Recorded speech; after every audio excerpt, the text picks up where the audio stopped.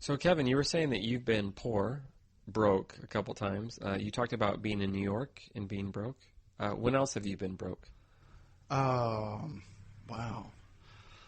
Well, I after New York, the following year, when I came home from New York, I was determined to be my own boss. I had not been in control of my life while I was in New York. It was all depending on other people to let me have a job.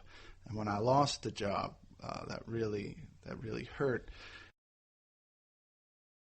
And so when I went home, I decided that I was going to own my own business. And I opened my first business, which was a karate school.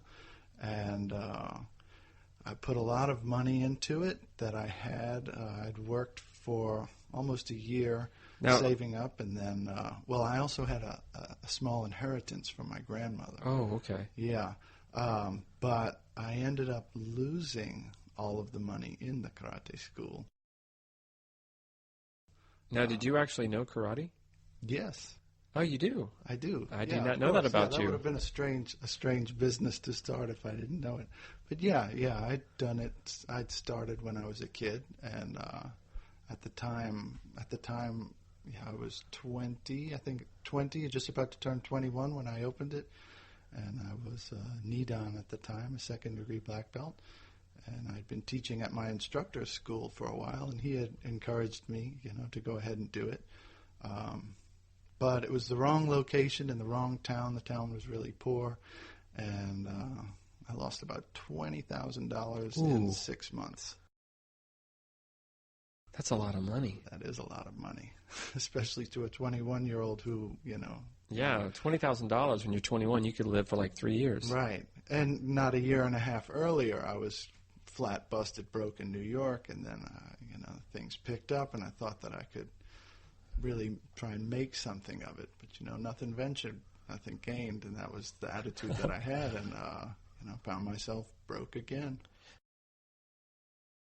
So, the fact that you've been poor, but you were poor both times when you were very young, do you look back and are you glad that you had those experiences? Sure, sure. I learned a lot. Uh, those experiences were invaluable. You can't buy that kind of experience. I carry it around with me now. I listen to other people who have business ideas, and one thing that I gain from it is I can tell if they're going into a business, if they're going to try and start up a business, and they haven't considered all the things that they really need to consider.